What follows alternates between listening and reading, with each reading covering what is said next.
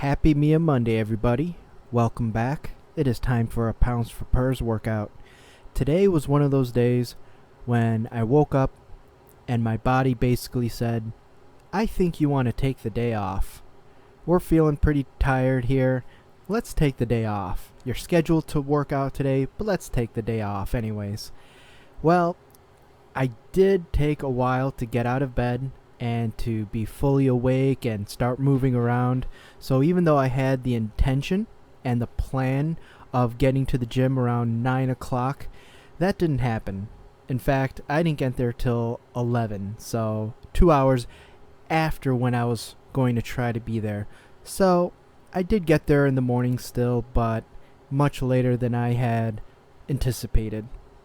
So I got to the gym and I went to the rowing machine again, but instead of breaking it up into two separate sets like I did last time, I just did one set, 4 minutes. I brought the resistance down to 1, whereas I had it at 5 before, and just kept it nice and easy. So 4 minutes, got off the machine. I did have to wait for a platform to open up, which is the first time I've had to wait during this entire period when the gym has reopened.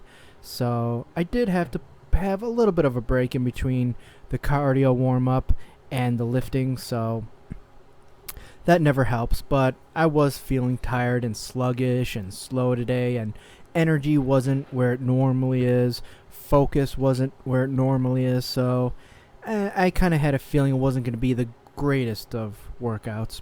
But I got through the snatch warm-up, and instead of doing a hang high pull plus tall snatch, I just did a set of hang snatch with 65 pounds. So just a triple, and I did it from a hang position before I got to my working sets. Now, here's where it got really interesting, because I'm at 85 pounds, so another 10-pound increase from last time.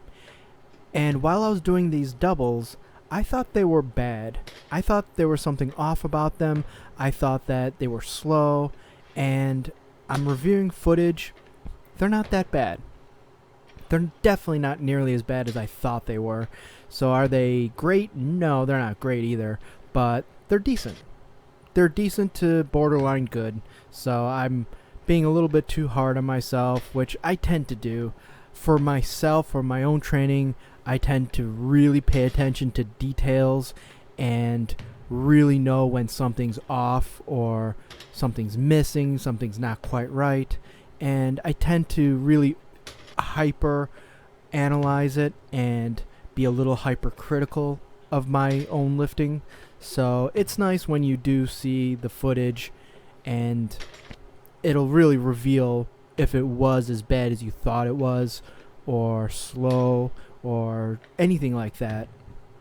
And that's why I tell clients, record your lifts. You don't have to record everything, but especially big compounds, primary movers, main exercises, it's not a bad idea, because sometimes you might think that something is off and it's really not.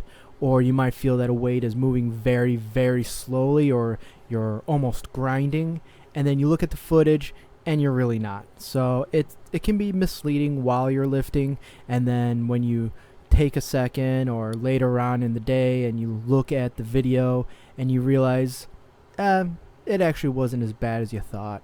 So here's the clean warm-up, and just like the snatch warm-up, just kind of going through each phase, each movement, each part, 5 reps each. And I could definitely tell energy was low. Focus wasn't quite there, but still going through the warm-up, sticking with the 90 seconds of rest between sets. And all in all, at the end of the day, it was not a bad workout. So I added an exercise at the end of it, and so like last time, but not quite for the same reason. This time it was kind of more out of frustration, because I just thought that it took a while to get the snatch to be locked in, and for the clean and jerk, which you'll see just a little bit later, just wasn't quite there. I mean, I'm still using a weight that's easy, but with just kind of feeling a little sluggish, a little slow. The timing wasn't right. It wasn't perfect. It wasn't where it should be. And here's my hang clean plus split jerk. I did go a little heavier on this. I went to 95 pounds. And you will see me reset to the floor. That was not intentional. I didn't mean to reset the bar to the floor.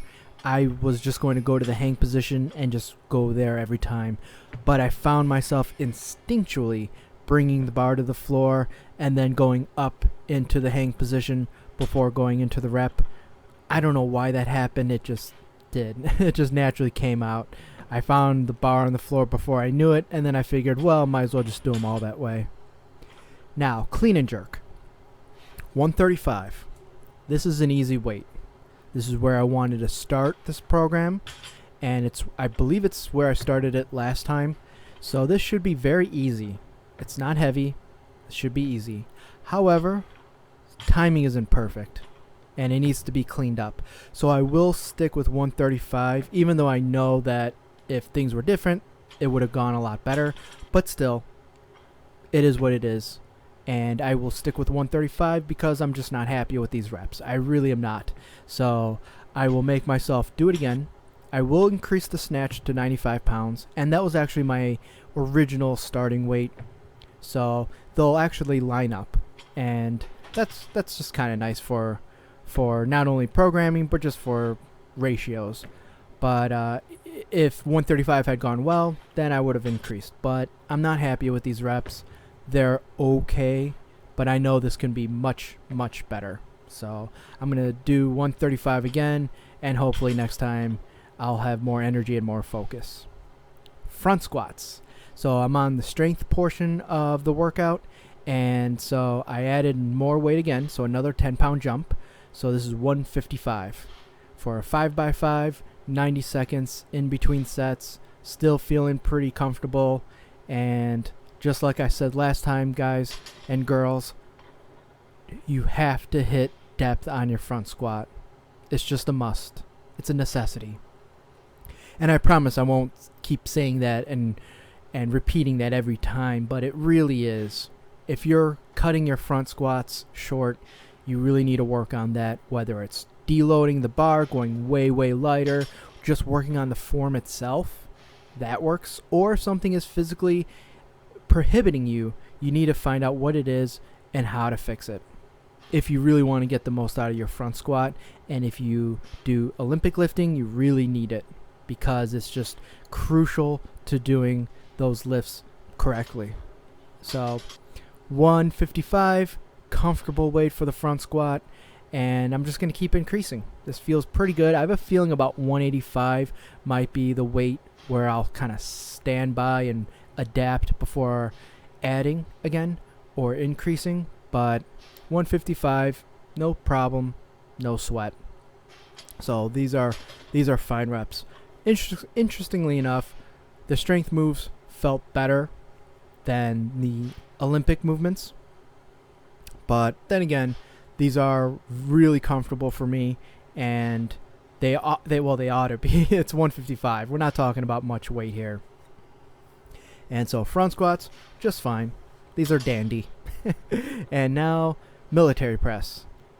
155. Again, this is a comfortable weight for me. And that's odd because for most, 155 would be pretty challenging or be towards the upper part of their threshold for the military press.